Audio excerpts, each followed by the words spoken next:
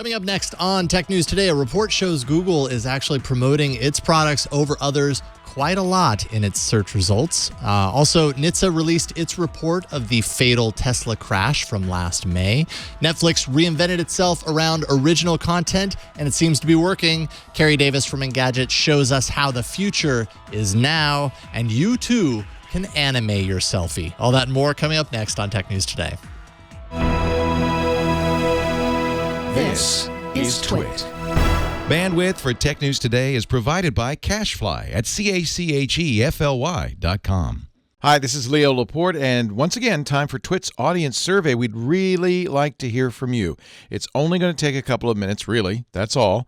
Just go to twit.tv/survey and let us know what you think. Your anonymous feedback will help us make Twit even better. And thanks for your continued support.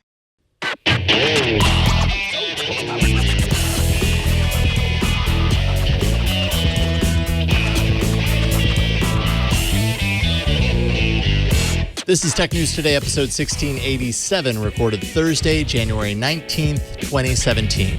This episode of Tech News Today is brought to you by Grasshopper. Stay connected and run your business from your mobile phone with Grasshopper. To save $50 on your order, visit trygrasshopper.com/twit. Welcome to Tech News Today. This is the show where we talk about all the technology things that happened in the last 24 hours. Give or take a few hours. And Jason makes funny faces. This is not funny. This is normal. This is me in my natural habitat, my natural tech news habitat. I'm Megan Maroney. And I am Jason, the weirdo. Tech news coming up next. But first, this tech news. Google is coming under fire for surfacing its own products. I'm sorry, Megan. I'm sorry that you have to do this show with me. For surfacing its own products at the top of search results that are related to hardware the company actually sells. The Wall Street Journal worked with SEMrush to analyze 25,000 total searches on 25 total terms, things like laptops, speakers, and a bunch of others. 91% of the time, Google's own products were offered up at the top in place of competitors' products where they would normally appear. This type of favoring its own products, of course, raises the ongoing question of whether Google is violating antitrust laws. As a result, antitrust and Google go hand in hand, definitely in the EU. EU has had many issues in this regard, threats of this happening in the US as well. And this probably isn't winning them any friends. 91%. I mean, I've never felt that weird about Google emphasizing its own products inside its product, because it's its product and it offers many things. So that just kind of makes sense to me. Like, of course, you're going to use your platform to promote your things, but it really depends on how neutral the ad network is billed to people who are paying for ads. And no matter how you slice it, 91% is a very, very large number. That seems out of balance to me. All I have to say is that's not okay, Google. You just woke up somebody's phone somewhere. Although I will say that your Pixel did not go off. And the watch did not go off. No, I didn't say it. You were too louder. nuanced with it your doesn't command. actually. Often it doesn't listen to me. I don't know. Just happens with a lot of things and people. Don't listen to me. They were buying their own ads. That's what we're talking about, right? They were buying ads on Google. I don't know if they were necessarily, and I don't know if the report necessarily says that Google was actually buying their own ads, but they're certainly surfacing their ads in the same way that other people who do buy ads would appear in that slot. So I don't know if Google's necessarily saying we're going to buy 91% of these slots, but it seems like they're cycling in their own products based on search terms, kind of using their ad network, whether they actually paid for it or not. I don't know. I'm not sure that happened. Yeah, that's a big deal. So, but it's not happening anymore, right? This came out in December, and then they changed their policies. That's Wall Street Journal presented that analysis to Google. I guess it was December 15th, and they noticed that shortly thereafter, totally the number of Google's products coming up in those slots dipped significantly. So they kind of reacted to that pretty strongly, pretty quickly. And to their credit, when I was looking up this story on Google News, this negative attention came up pretty high. So Google isn't suppressing the negative story about. No. I mean, like I searched Google on Google News, and this story came up. So, Yeah. they're not suppressing their bad stories about them. Good, because that would be another issue. That would be another issue, a big issue on top of this little snowball here. 43% of the searches resulted in Google products occupying the first 2 spots. So you had 91% of the time a product appearing up there, 43% 2 of Google's products appearing there. I don't know. So how do you feel on the kind of idea of Google owns a search product? It's very popular. They also have these other products. So of course, I mean, personally, I think of course they're going to put their products there sometimes, but I don't know. How do you feel? Do you think Google should keep it out entirely?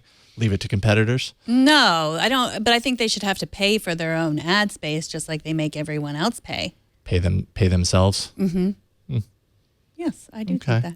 Yeah? You disagree? I don't know. Well, I don't know how that would work. I mean, if it's your platform, I don't know. I guess what it comes down to is what have they been telling the people who are actually buying these spots? If they are telling them, oh, and we also sometimes, at some time cycle in our own products because this is our platform, this is a great way for us to market the things that we do, then I wouldn't have a problem with it. And I would say that kind of makes sense. If they have said absolutely nothing about that and then leave 7% of these results to everyone else while surfacing their own products up there first and foremost the whole time, that, like I said, that seems out of balance. But I would expect it at least a little bit. It's your platform. You made it. Sure. Why not show off your products there?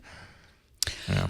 The U.S. National Highway Traffic Safety Administration has closed its 6-month inquiry into the May 7th crash of a Tesla that killed the driver, Joshua Brown, while his car was in semi-autonomous autopilot mode. NHTSA says Tesla was not at fault. Now, we still don't know what Brown was doing at the time of the accident, but the report showed that he had 7 seconds to take action, and he did not. NHTSA also released findings that autopilot decreases accident rates by 40%. And of course, Tesla has modified autopilot since the crash. So the driver showed no braking, no steering or other action to avoid the collision. They're not saying, it isn't saying that they could have avoided it. They're just saying that there were 7 seconds, and 7 seconds, it's considered a period of extended distraction, which we would assume long time. That, he was doing something else. I mean, like, you had 7 seconds while you're just kind of sitting there, and that's a long time to react to something that's going south super quickly, or suddenly you're changing lanes and you realize there's a big truck over there and he's watching Harry Potter inside. You probably wouldn't know that the truck driver was potentially watching Harry Potter in the side, although that has been noted time and time again that might have been happening. So part of the fault obviously lies in the truck driver, who was probably distracted as well. But 7 seconds is a really long time. I mean, I would imagine 2-3 seconds being the more likely scenario at best in case of a traffic incident. So, that really makes you wonder what the driver in the Tesla was doing, how he was possibly distracted. So it was the truck driver that was watching Harry Potter? Yeah. I thought they thought it was Joshua Brown that was watching Harry Potter. No, everything I was reading today said it was also noted that the truck driver was potentially watching Harry Potter. Oh. And so that's possibly why the truck driver didn't actually see what was going on.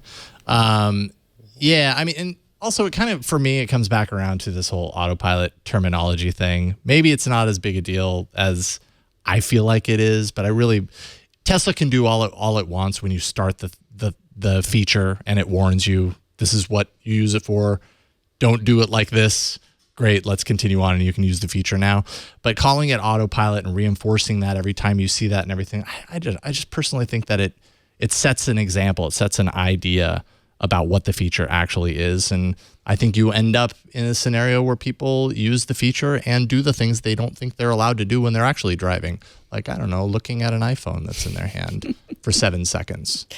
Yeah, I think, what the NHTSA report also showed was that Tesla knew that people were going to take advantage of autopilot. They knew, and they tested against that. So they did all these tests under the assumption that people would, maybe look at their iPhones, maybe fall asleep or not pay attention while they were using while their car was in autopilot. So that's interesting. I mean, they knew this, and they tested against it, but not up until there were particulars of this accident, there was a glare, it was crossing in front of them, and those things, like as I said, have been updated in Autopilot. Right. And I mean, thankfully so. Thankfully, Tesla has actually, I mean, of course they would. Like, they had to know that if this feature exists, it's new to the marketplace. People aren't used to these kind of features. And so you have to test against all scenarios to make sure, whether someone isn't paying attention, what is the likely outcome, how does that play out, in order for Tesla to feel comfortable and confident to kind of trust that their drivers are going to use it properly. And I will give you credit. You are right. It was the Tesla driver. For some reason, I misread it. So there you go. So it's the truck driver that heard the right Harry afterwards, Potter. Yes. And possibly in the collision or the accident right after the fact. Because the truck driver was going in front, so it really didn't matter. I mean, yeah. Don't watch Harry Potter while you're driving a truck. Yeah, or really anything. Uber is settling a complaint by the Federal Trade Commission and will pay $20 million as a result. The complaint said that Uber misled its drivers about the amount of money that drivers were able to earn in 20 cities, including cities like New York City, and San Francisco. Settlement amount will be distributed out to Uber drivers by the FTC.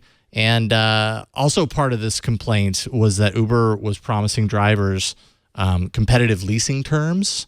Basically, it turns out they were kind of subprime loans. They were saying that a $90,000 salary could actually repay those loans for those vehicles, but that was actually incorrect.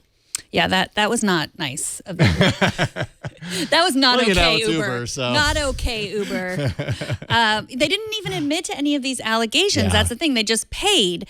And these exaggerations were used to recruit drivers. They said $90,000 would be what a New York City Uber driver would get in a year, $74,000 in San Francisco, and actually it was $61,000 in New York City and $53,000 in San Francisco on average. So not only is that not enough to often pay off a car loan, it's not enough to live in those cities, and it's dishonest. And I wish that, I wish there were other options besides Uber. I guess there's Lyft, but I don't know if they're not doing the same thing. Yeah, exactly right. And I mean, this isn't the only time that Uber's settled in this way. Uber's had, in the last couple of years, a few different cases where it's had reached settlements surrounding how it pays its drivers and all this kind of stuff. It's just it's that kind of that ideology of move fast, break things, and Uber, is just one of many tech companies kind of doing this, whether it's responsible or not.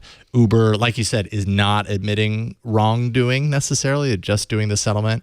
But Uber does have to check in regularly with the FTC to kind of show how it's doing on that front, from marketing, how it's marketing itself, driver earnings reports, and all that kind of stuff to keep it on the up and up.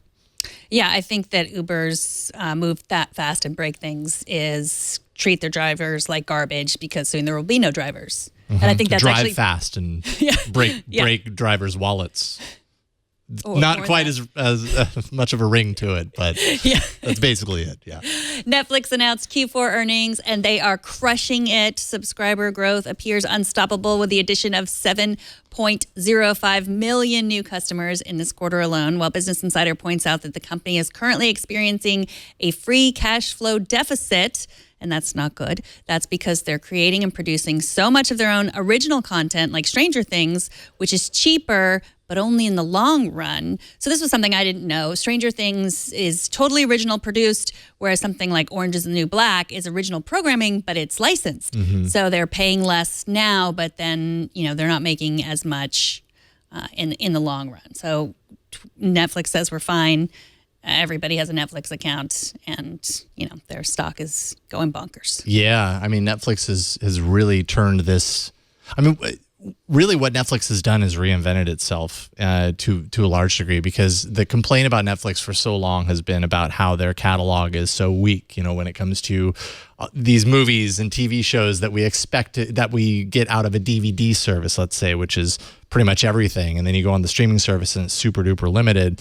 They started this kind of original content strategy a couple of years ago. I remember even when they started this, and into what was the first one that they did? Why am I suddenly blanking? It's the political one. House of Cards. House of Cards. When they started House of Cards and it did so well, I remember seeing articles where it was like Netflix is almost too successful for themselves with this. Like, they can't keep this up. It turns out this is the new Netflix. This is what they've redefined themselves around, is their original offerings. When you go onto your Netflix account and you take a look at all those little dashboards, I mean, most of what you see, it has a little Netflix logo, next to it, signifying that this is an original that they've either licensed or created. So obviously this is working really well for them. Excellent penetration in the U.S. They've recently opened up to even more outside of the U.S., more international markets, and that's working really well. So, hey, more power to them. It's working. Twitter released its 2016 diversity report showing the company's largest gains since the report began in 2014. Women represented 37% of the workforce. That's up from 34% in 2015, so a 3% jump there.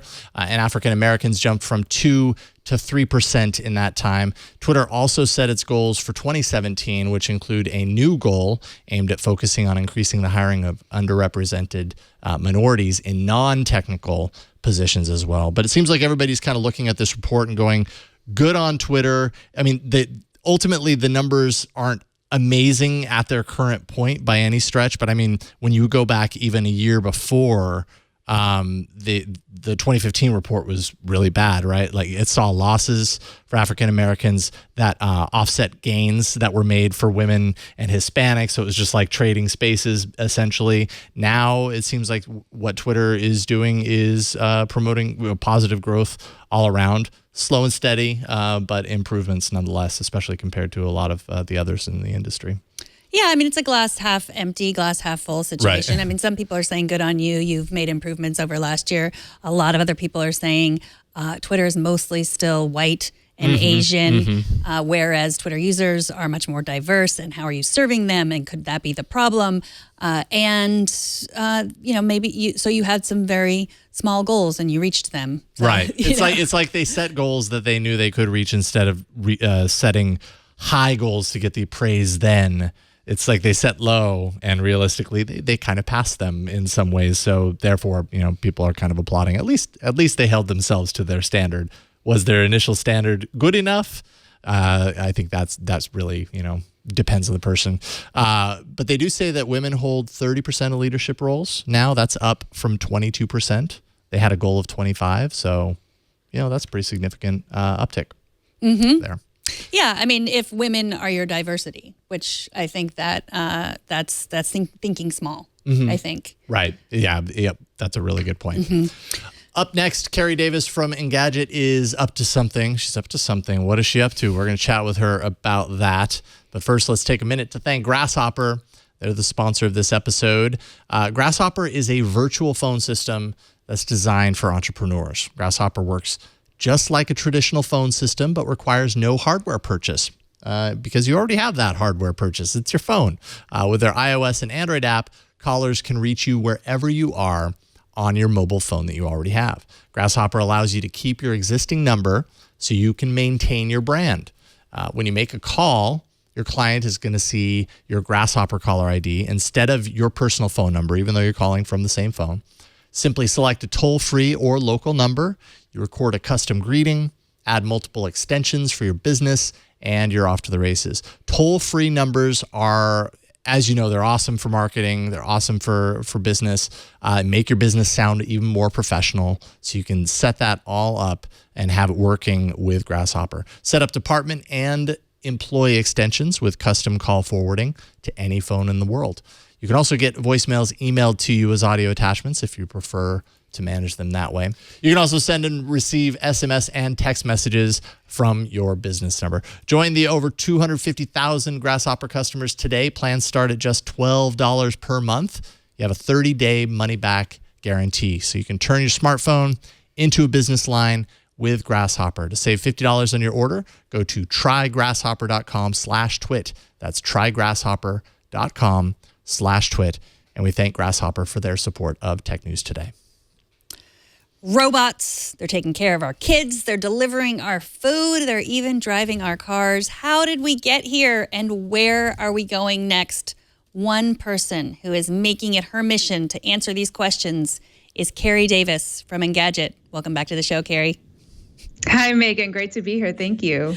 It's good to see you. So we wanted to have you on because you have an announcement, and it is not that you're giving birth to the first baby robot, is it? That would be amazing. Amazing is one word for it. Somebody has to volunteer. That's true. Okay. That's true. Good point. So we have a new show premiering on Tuesday called The Future in Real Life.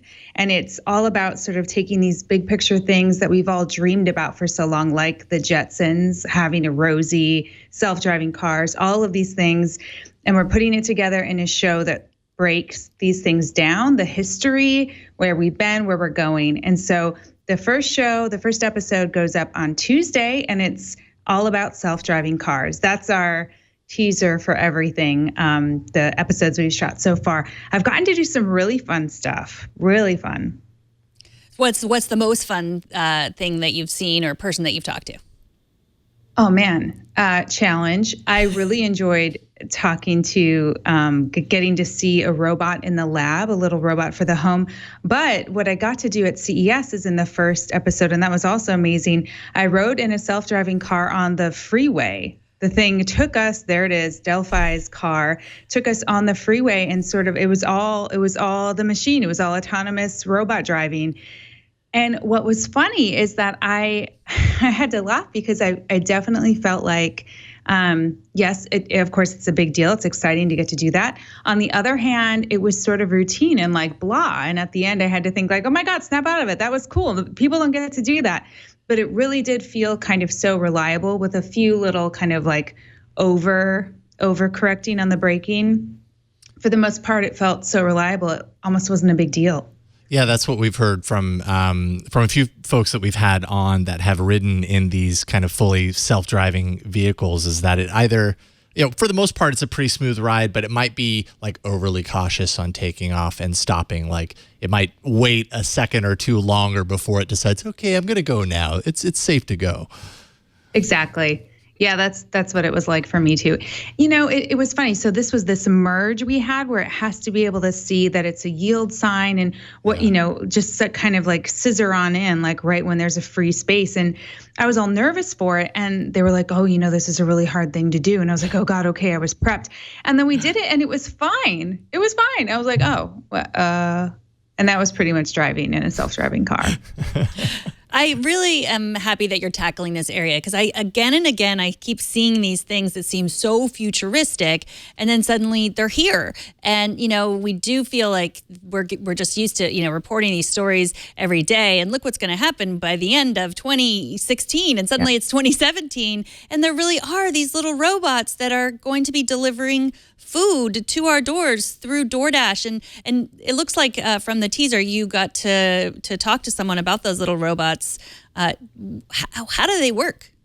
I did. In fact, I made deliveries myself to people on the street it wasn't as autonomous. We had a little like controller just to sort of get to play with it.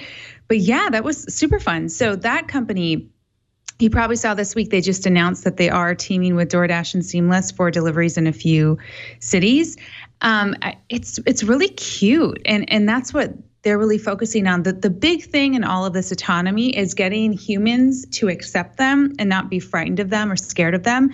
So specifically for that delivery robot, they had to design it in a way that it looked approachable and wasn't a big deal. And so their whole thing is that if you're driving, the thing is going down the sidewalk, that people aren't going to look at it and be, like mind blown or anything. They're going to be okay about it. And people definitely, Starship Technologies is the company, people definitely noticed it, but it did seem more acceptable. And so in that episode, which is coming out the fall, 2 weeks after the first episode on Tuesday, we really go through sort of why people might be resistant to them but maybe they'll be more open to them than drones, which is a whole nother host of problems because people don't like the noise or they feel like it's, invading their privacy by buzzing their backyard or something. Mm-hmm. So it has been really interesting.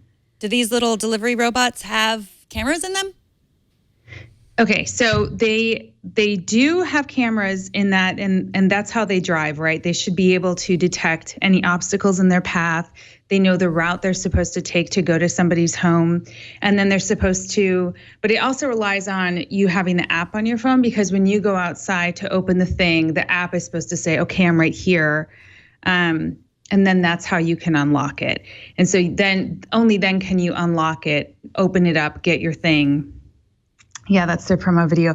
It is really interesting to sort of get to try out. I tried to lift it because I'm like, okay, these are too cute. Like, who is stealing this first? Because we all remember Hitchbot. Do you remember Hitchbot? Oh, yes. Rest in peace, Hitchbot. Yeah. Yes. Pour one out for down, Hitchbot. Beat down in the city of brotherly love, which was not cool. No. Silly. So it wasn't just stealing, it was, destroying. So are they afraid of it? Because I know you talk about the code that, like you just said, in order to get the food out of there, but what about someone who just wants to kick it or, paint or ride it?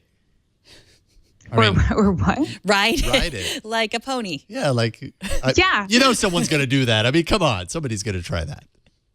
I'm sorry you weren't with me. That would have been so much better. I just tried to lift it up. I needed you the whole time. Special guest star material. I'm not going to ride the robot. I'm just saying somebody's going to. Absolutely. And they talk about that. There are two models for Starship Technologies where they either want to put them on a delivery truck and then so a person is still driving them out to a neighborhood, stops, and then they disperse from there. So that is super controlled. The second model, which is I think the one that they're going with for now, I think the first is kind of out there, is to give them to individual businesses. So say a store that would normally employ somebody or, just to make food deliveries would have this for neighborhood deliveries. So not replacing a person so far, but for neighborhood deliveries, it would then just go out, a couple blocks, make its delivery and come back. So it's very much, people know where it is the whole time. So I don't think anything too crazy is going to happen to it, but I have faith in humans, so that might be nuts. I had faith in humans, then Hitchbot happened. And it was like, seriously? I know. Seriously? This is why we can't have nice things. So it really feels like now, maybe it's because I'm paying more attention because we do this show, but it feels like now we're seeing the culmination of all these things, and it looks like this is exactly what the show is about. All these things that we've been talking about for years as being the future, and now the future is right now. But I'm sure there are things that are around the corner, like first thing that comes to mind is like flying cars, let's say, although we had the announcement earlier this week that flying cars might actually be near future and not far future. But what are some of the kind of like science fiction-y, future-y things that are kind of right around the corner, not quite here yet, but begging to happen sometime soon that might make it, that you would imagine would make it to the show if and when that might possibly happen? Okay, so you want me to dream? Because they yes, do. Dream I have big. A list. Dream. All right. So far we've shot, self-driving cars, the autonomous deliveries, a few other, the robots in the home, which by the way is that, yes, please. I want a Rosie and I want a Rosie now. Like I'm not okay that I don't have one. So that I'm really into. This might be nerdy. I'm interested right now in both sort of farming, the future of autonomous farming, because we need to get our food from somewhere, guys, and we're outpacing all those things. There aren't enough farmers. And then also what scientists are doing with the environment, because as we all know that things change. And so scientists and technologists are sort of trying to get us out of this pickle that we're in, which is, the warming planet and all that. So there's some crazy stuff happening to sort of take care of that. In terms of self-driving cars and things like that, I agree with you. I think that's already happening, and we do tackle a lot of those subjects on this show. But we're also tackling things like, that you mostly big picture that you already know about, but things that you might not have dreamed would even be a solution that people are actually working on right now, which is crazy. Like Iron Man robot suits, perhaps? Oh, yeah. Chief Strong. Burke, who helps out in the studio, occasionally chimes in, and he says cheap, strong exoskeletons with chainsaw arms.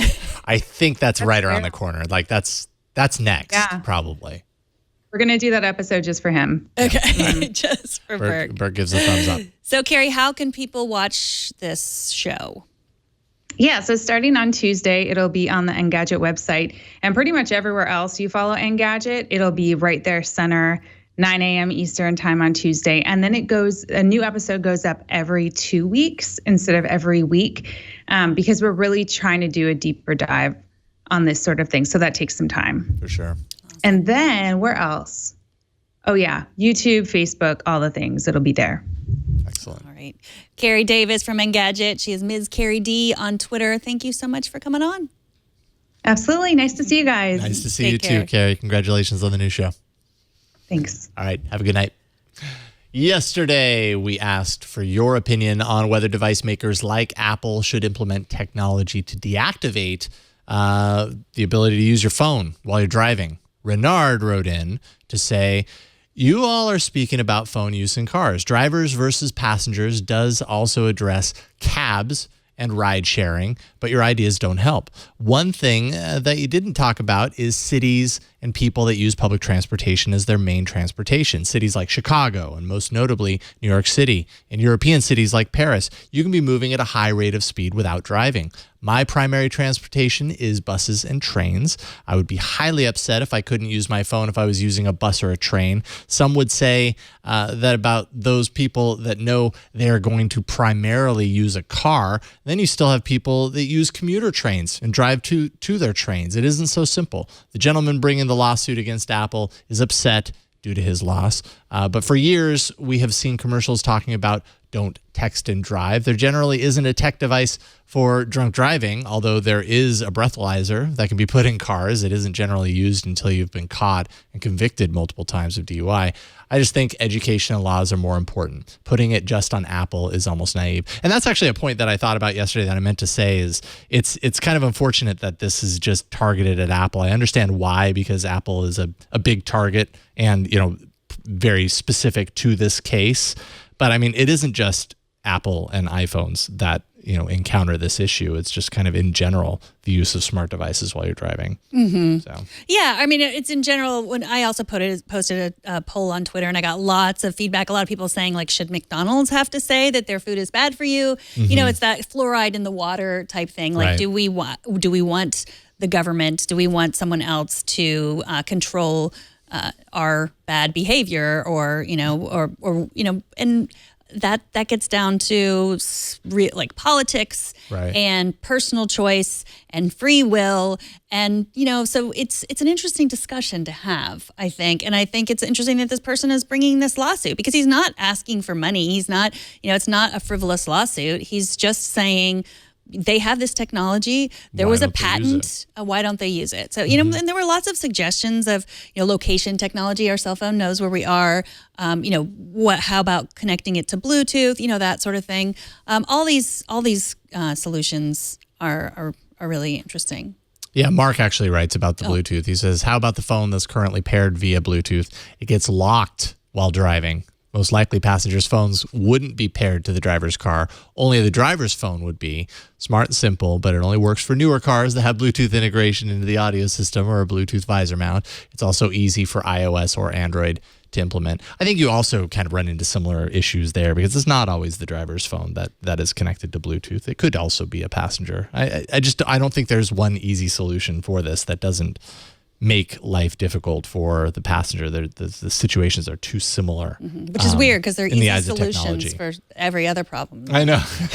But this one that's like really, really super important, there's no solution for. I guess we just give up. Yeah, we should definitely just give up. TNT's fan of the day is Bob Bryla, who sent us this video showing how he watches TNT. Hit it, Brian. Hey there, Tech News Today twins. Here's how I listen to Tech News Today. Careful. Hey Google, play the latest episode of Tech News Today. Here's the latest episode of Tech News Today. He's obviously heard this many times. He's reciting it.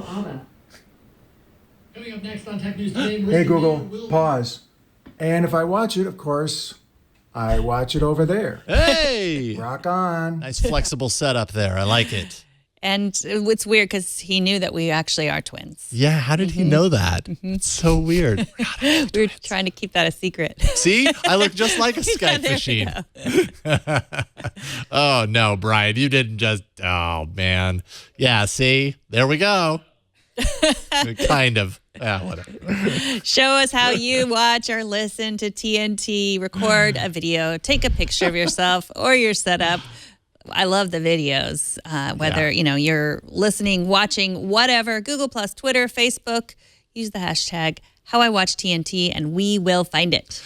Selfie obsessed is one way to characterize modern cell phone photography, so why not make it all just a little bit weirder? Meitu is exploding right now, apparently. Available for iOS and Android. It allows you to take a selfie and then magically transform yourself into a fanciful anime-style character. Lots of Gaussian blur, aka beauty filter, to smooth things out. Big buggy eyes, rosy cheeks.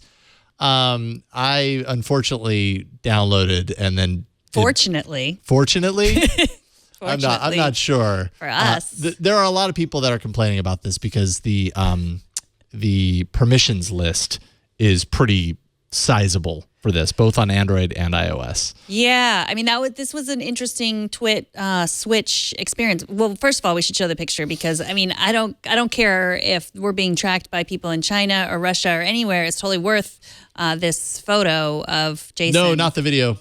There's a link under. Yeah, not that, but just that. There we go. Man. I don't care if I get arrested. It was worth it for that photo alone. But it did bring up a good conversation about permissions on iOS versus permissions on Android.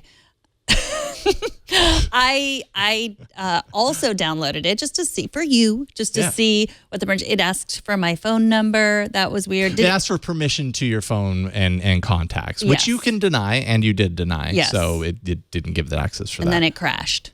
Yeah, but then when you went in, did it ask you for it again? It didn't. It didn't ask it for me. But I never actually took the selfie. I never got that far. It's okay. You're not missing much. I enjoyed looking at yours only. Well, so this app has been around actually for 8 years now. Really popular in China. Suddenly, out of nowhere, it's exploding in Western markets like the U.S. So suddenly, everybody's hopping on the viral bandwagon and taking these kind of crazy selfies with them. A lot of security researchers, or some researchers anyways, are looking at this and wondering why it's asking for so many permissions, which kind of led me to something that I'm curious about. I know how permissions work for the most part on Android, and I know that on iOS, if something like access to a camera, like the very first time you launch an app and the very first time you go to use that app to take a picture, it has to ask you for permission to use the camera. And if you say yes, if you allow it, from that point on, it has permission to tap into that functionality of the phone. I saw it for camera. I saw it for gallery. Those two make sense. It asked me about notifications. I said no on that. But all of the other permissions that are listed, at least on Twitter, like you can't. How do you see those permissions? I was never asked for phone. So I'm assuming I just wasn't using the functionality of the app that would require it. Otherwise, it would ask me for it. But when you're installing something from the App Store, is there any easy way to take a look at the full app's permission list to be like, oh, there they all are. No way in heck I'm diving into that one? Well, it depends on what you mean by easy.